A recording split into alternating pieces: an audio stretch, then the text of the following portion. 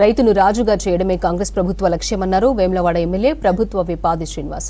రాజన్న సిరిసిల్ల జిల్లా రుద్రంగిలో ఈ నెల 26 నుంచి అమలు చేయబోతున్న రైతు భరోసా, ఇందిరమ్మ ఆత్మీయ భరోసా కార్యక్రమాలకు సంపూర్ణ మద్దతు ప్రకటిస్తున్న రైతులతో కలిసి సంబరాల్లో పాల్గొన్నారు. వ్యవసాయ కూలీలను ఆదుకునేందుకు ఇందిరమ్మ ఆత్మీయ భరోసా పథకంతో 12,000 ఇస్తున్నట్టు తెలిపారు. గత ప్రభుత్వం ధాన్యం కొనుగోలు కేంద్రాల్లో దోపిడీ చేసిందని ఆరోపించారు ఆది శ్రీనివాస్. రైతు కూలీల సంక్షేమాన్ని కోరే ప్రభుత్వాలు ఏవైనా నడిచినా ఇంతకుముందంటే అది కాంగ్రెస్ ప్రభుత్వ హయాంలోనే. కాంగ్రెస్ ప్రభుత్వం రాజశేఖర రెడ్డి గారు ఉన్నప్పుడు ఉచిత కరెంటు మీద మొదటి సంతకం పెట్టి ధాన్యపు కొనుగోలు కేంద్రాలను ప్రారంభం చేసి రైతులు రాజు చేయడానికి జలయజ్ఞం ద్వారా అనేక కాలువలు ప్రాజెక్టు నిర్మాణం చేసిన సందర్భాన్ని గుర్తు చేస్తుంది.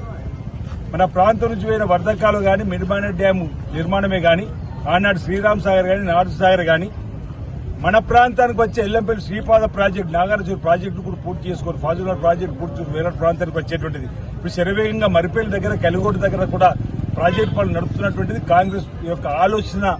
రైతులు రాజు చేయడానికి చెప్పేటువంటి కార్యక్రమం. అదేవిధంగా కూలీలకు కూడా ఇబ్బంది కాకూడదని జాతీయ ఉపాధి హామీ పథకాన్ని ప్రవేశపెట్టింది కాంగ్రెస్ పార్టీ.